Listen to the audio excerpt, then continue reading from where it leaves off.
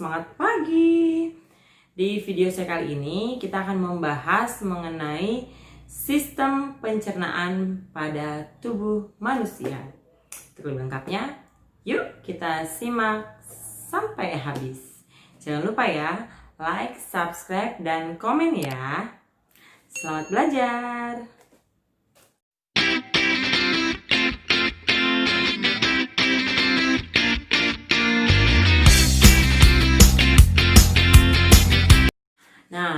Saya mau kasih tahu dulu bahwa di dalam tubuh kita itu ada dua macam pencernaan. Ada pencernaan secara kimiawi dan juga ada pencernaan secara mekanik. Nah, untuk pencernaan secara kimiawi ini berarti dia melibatkan enzim. Sementara pencernaan secara mekanik dia tanpa melibatkan enzim. Kalau tidak pakai enzim, berarti pakai apa ya? Pakai gigi. Nah, ini salah satunya terjadi pada mulut kita, ya. Jadi kita akan ceritakan bagaimana proses jalannya makanan, mulai dari mulut sampai akhirnya nanti keluar melalui anus. Oh my god! Wow! Oh my god! Nah, yang pertama, ketika kita makan makanan, misalkan donat, lalu kita akan kunyah, kita akan masukkan makanan ini ke dalam mulut kita. Di dalam mulut ada dua macam pencernaan, yaitu pencernaan secara mekanik dan secara kimiawi. Untuk pencernaan secara mekanik dengan menggunakan gigi kita, ya, gigi kita membantu menghaluskan, menghancurkan makanan yang kita makan tadi. Lalu berapa sih jumlah gigi kita? Ya, jumlah gigi dewasa itu ada 32. Sementara kalau pada anak-anak disebut dengan gigi susu, jumlahnya adalah hanya 20. Ya, makanya kita ingat ya, waktu kecil sekitar kisaran usia saya 5 tahun, gigi saya ompong. Damn! Kenapa? Karena pergantian gigi susu menjadi gigi dewasa. Nah, kemudian sebaiknya makan itu mengunyah makanan sebanyak 32 kali untuk orang dewasa. Tapi kadang-kadang kita kalau lagi lapar ya, kita kunyahnya cepet malah telan. Padahal sebaiknya anjurannya adalah mengunyahnya 32 kali. Ya. Nah, untuk macam-macam gigi ada disebut dengan gigi yang paling depan nih, gigi seri atau kita kenal dengan incisivus. Lalu ada gigi taring dikenal dengan caninus, dan juga ada geraham depan dan geraham belakang, molar dan premolar. Nah, kalau gigi seri fungsinya adalah untuk memotong makanan. Coba kalau kita perhatikan, ada makanan, kita gunakan gigi depan kita dulu kan untuk memotong. Inilah fungsi dari gigi seri. Lalu kalau kita makannya daging, contoh, kita makan daging itu biasa kita tarik, ya kan? Itulah fungsi dari gigi taring. Dan kemudian setelah makanan itu masuk, kita akan kunyah. Itu adalah fungsi dari gigi geraham, ya. Kemudian ada lidah. Lidah adalah yang membantu untuk mengaduk-aduk makanan, ya. Dan juga lidah yang berfungsi sebagai indera pengecap. Nah, kalau kita lihat struktur dari lidah, ya, di bagian ujung lidah ini adalah untuk rasa manis. Kemudian pinggir-pinggirnya asam dan asin. Lalu bagian pangkal itu untuk rasa pahit. Nah, kalau kita bayangkan atau kita lihat lidah, ini ada yang merah-merah gitu kan. Nah, ada bintil-bintil merah, itu namanya papila. Nah, papila itu namanya papila. Itu tuh yang kayak buat mengecap rasanya itu. A few moments later. Nah, air liur juga berfungsi untuk membasahi makanan. Selain membasahi makanan, air liur juga berfungsi untuk mencegah kekeringan mulut kita.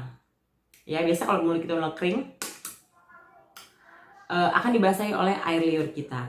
Dan air liur juga bisa berfungsi untuk mencegah mikroba masuk ke dalam tubuh kita. A few moments later. Setelah makanan berhasil dilakukan prosesnya di mulut, lalu makanan akan masuk ke dalam kerongkongan. Kerongkongan ini disebut juga dengan esofagus yang panjangnya kurang lebih 20 cm dan juga lebarnya 2 cm. Nah, di dalam kerongkongan kita terdapat satu gerakan yang disebut dengan gerakan peristaltik, yaitu gerakan meremas dan mendorong makanan sehingga makanan bisa masuk ke dalam lambung. Nah, sekarang makanan sudah masuk menuju lambung. Bagian pertama yang dilewati adalah bagian lambung yang dekat dengan kerongkongan atau esofagus, ya, yaitu disebut dengan kardiak. Bagian tengah lambung namanya fundus, dan bagian lambung paling ujung dekat dengan usus namanya pilorus. Nah, di dalam lambung ini terdapat asam lambung sehingga memungkinkan tidak ada bakteri atau mikroba yang mampu bertahan di sana. Nah, kalau misalkan kamu telat makan, lambung itu kerjanya dia secara mekanik dan kimiawi. Jadi mekaniknya dia tetap bergesekan otot-otot lambung. Lama-lama kan kalau orang lagi mah itu kan kayak asem ya. Kayak asem, kayak angin, kayak ada gas. Yang bahaya kalau asam lambungnya udah naik. Nah, ini artinya si lambung itu terus bekerja. Ada atau tidak ada makanan. Makanya kita tidak boleh terlambat makan karena setiap organ kita sudah terbiasa bekerja, ya, kecuali pada jam istirahat, pada jam malam. Makanya jangan biasakan kita untuk makan malam karena organ-organ tubuh kita pun butuh beristirahat. Apabila makanan tadi sudah selesai dicerna di dalam lambung, dia akan menjadi bubur, disebut dengan kim. Dan di dalam lambung terdapat juga pencernaan secara kimiawi. Ya, setelah dari ventriculus atau lambung, makanan akan menuju ke usus halus. Usus halus ini ada 3 macam, yaitu yang pertama ada usus 12 jari atau disebut dengan duodenum. Nah, usus 12 jari ini mempunyai 2 muara atau 2 saluran, yaitu pankreas dan juga kantung empedu. Kedua adalah usus kosong atau dikenal dengan jejunum. Dan yang ketiga adalah usus penyerapan atau ileum. Nah, disinilah terjadinya proses penyerapan jikalau makanan yang kita makan mengandung sari-sari makanan yang sangat bermanfaat bagi tubuh kita akan diserap di usus ini.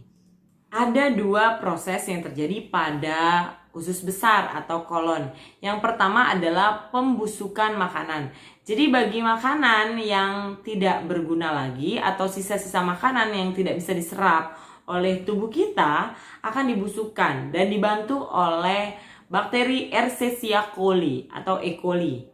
Dan di sana juga ada pengaturan kadar air agar feses bisa dikeluarkan, maka dibutuhkan pengaturan kadar air yang baik.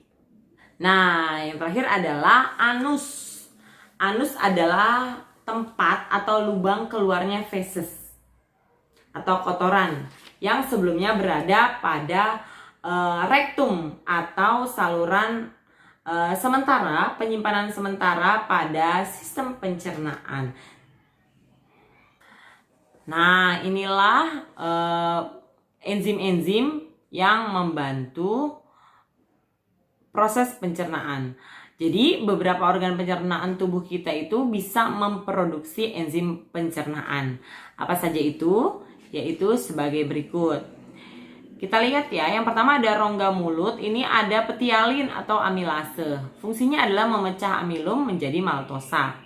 Kemudian di lambung ada HCl atau asam lambung. Ini fungsinya mengaktifkan enzim dan membunuh kuman. Ada pepsin memecah protein menjadi pepton. Ada renin mengubah protein susu menjadi kasein. Ada lipase gastrik memecah lemak menjadi asam lemak dan gliserol. Kemudian ada pankreas. Untuk organ pankreas, enzimnya adalah ada amilase. Fungsinya adalah memecah amilum menjadi glukosa. Ada tripsin, fungsinya memutus ikatan peptida. Ada lipase, fungsinya memecah lemak menjadi asam lemak dan gliserol. Ada peptidase, fungsinya memecah ikatan peptida menjadi asam amino. Serta pada